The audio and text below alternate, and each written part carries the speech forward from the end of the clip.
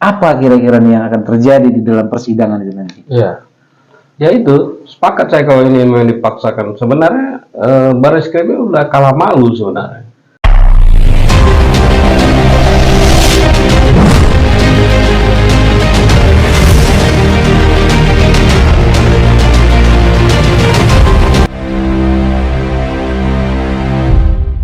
Bahkan yang membuat laporan atau aduan ini sudah mencabut ketiga-tiganya. Ya.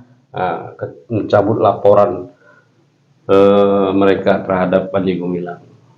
Jadi kenapa pula ini dilemparkan oleh Barreskrim ke Pengadilan Negeri Indramayu? Seperti kan cuci tangan Barreskrim ini.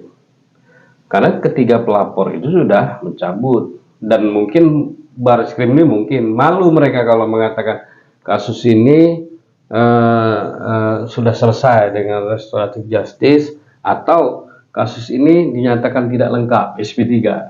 Mungkin ada rasa malu Barreskrim.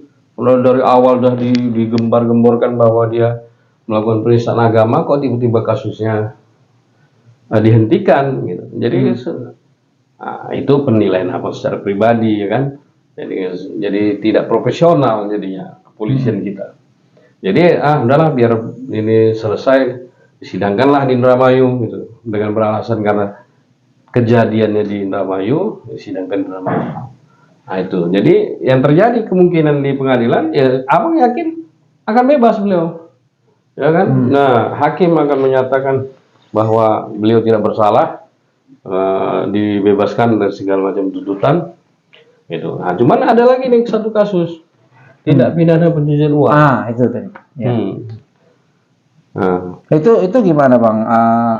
Sebelum kita lanjut ke TPPU, itu melihat kinerja daripada advokat ataupun lawyer daripada tim kuasa hukum Panji Gumilang, itu bagaimana sejauh ini persiapan kalau dikatakan pasal-pasalnya sudah ditentukan nih kan, gitu, sudah diketahui.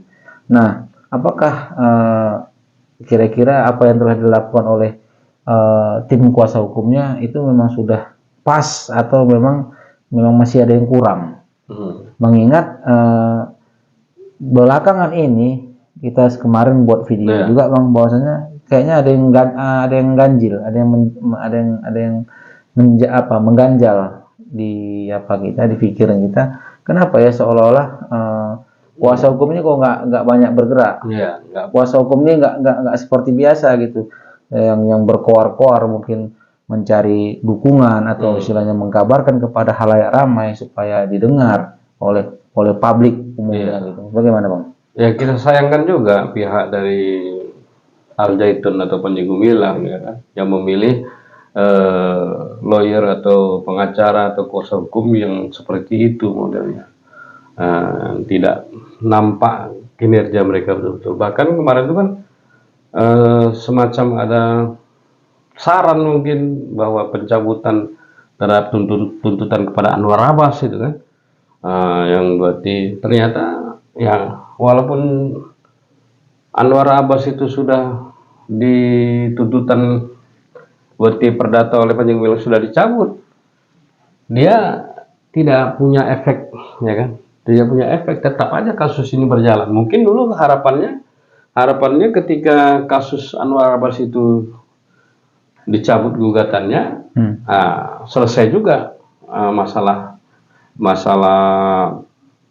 penistaan agama Panji Gumilang. Ternyata tetap berjalan kasusnya, kan gitu. Kemudian di persidangan ya kita saranlah pada keluarga Al Zaitun atau Panji Gumilang menyiapkanlah saksi-saksi ahli yang betul-betul bagus, yang memadai, yang gitu, yang menguasai permasalahan. Ya kalau bisa dilibatkan itu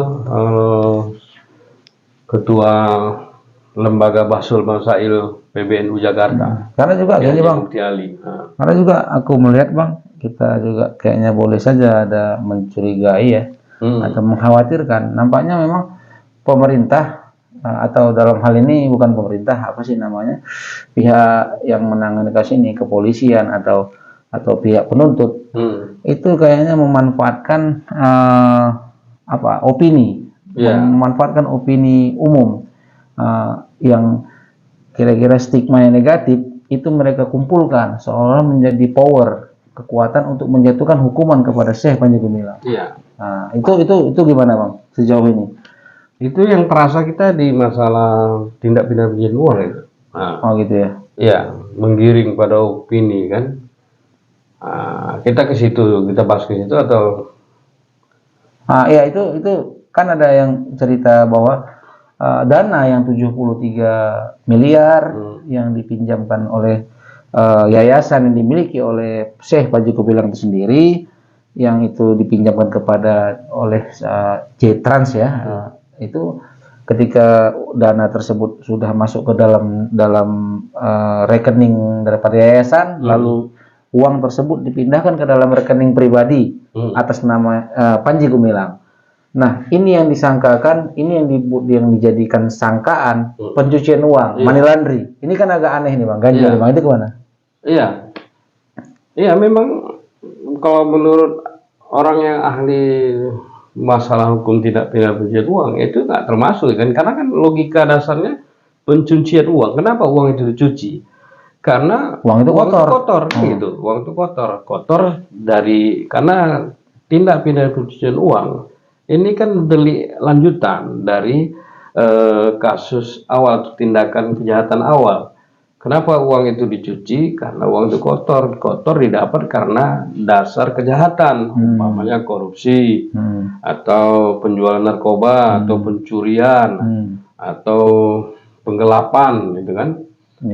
Nah, yang kita kemarin cari tuduhan tindak pidana pencucian uang ini masalah apa? Ternyata di dalam berita Bareskrim mengatakan tindak kejahatan awalnya itu karena Yayasan Pesantren Indonesia atau Al Zaitun ini meminjam uang ke bank, J-Trust ya, bank swasta, sejumlah 73 M. Iya. Yang punya yayasan ini siapa? Kan Panji Gumilang. Kan dalam pesantren itu, inti pesantren minimal dia ada 5 hal gitu kan. Pertama kiai, kemudian santri, ada pondoknya, ada masjid, ada kitab yang diajarkan. Sahlah itu dia pesantren. Nah, yang punya pesantren ini mempunyai badan hukum yang namanya yayasan. Yayasan ini minjem uang ke bank. Yayasan ini yang punya Panji Gumilang. Lalu uang ini setelah dapat uang dari bank pinjaman, dioper ke rekening Panji Gumilang. Ya sah-sah saja. Kan yang mengoper uang ini kan yayasan. Ya walaupun kita ketahui yayasan itu kan nggak satu nama, artinya semua pengurus yayasan ini kan sudah tahu dan setuju. Andainya uang ini pun mereka buang uang bakar, nggak ada masalah karena kan bakal mereka bayar.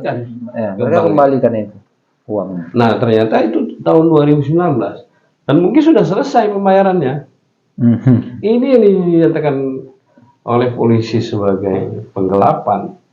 Jadi ditambah tindak pidana pencucian uang dan penggelapan yayasan. Nah, jadi sangat kita sayangkan gitu. Soal digiringlah opini seolah-olah terjadi penggelapan dana sebesar karena uang yang beredar di rekening Panji Gumilang itu 1,1 T. Jadi sekarang rekeningnya atas nama Panji Gumilang dan yang berafiliasi dengan Panji Gumilang itu diblokir. Jumlah uang yang diblokir itu lebih kurang sekitar 300 M gitu ya. 300 M. Padahal yang disangkakan yang tadi penggelapan itu hanya 73 M. Dan itu pun mungkin sudah lunas dibayar. Kan aneh gitu cara berpikir Bareskrim, sangat tidak profesional gitu. Ya, menurut Abang gitu. Ya memang kita melihat di rezim ini memang banyak terjadi hal-hal yang di luar nalar kita Bang. Baik yang baru-baru aja terjadi tentang putusan MK kemarin dan juga banyak lagi sebelumnya kasus ataupun masalah-masalah Rempang dan juga masalah mungkin Ferdy Sambo bahkan. Memang luar biasa memang di rezim ini. Baiklah Bang, itu dulu Bang kita rasa untuk saat ini. Nanti kita lanjutkan lagi. Begini ya mungkin, ya kan? Karena sepertinya dari awal sudah disetting Panji Gumilang harus bersalah. ya dikriminalisasi. Kita tahu kasus ini sebelumnya itu kan Mahfud MD Menko Polhukam sudah mengatakan ini ada tindak pidana pencucian uang. Padahal dia sendiri yang mengatakan, dia saat menjadi ketua MK, ada orang mengajukan undang-undang Badan Hukum Pesantren yang menuntut nanti pihak pesantren harus mencatat uang secara transparan dan akuntabel. Dia batalkan undang-undang itu. Dia sendiri yang membatalkan. Dia sendiri bilang, nah, Tapi dia yang ini menggiring kembali bahwa Panji Gumilang ini terlibat tindak pidana pencucian uang. Ini ada apa ini? Ada apa nih dengan Mahfud MD? Kebetulan beliau adalah ini calon wakil presiden. Ya.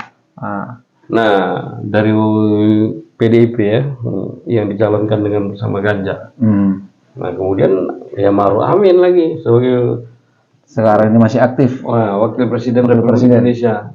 Sudah memang dia dulu ya mantan ketua MUI kan. Ya. Jadi boleh dibilang mereka terlibat mengkriminalisasi Panji Gumilang. Iya. Maruf Amin, Terlibatan MD, mereka.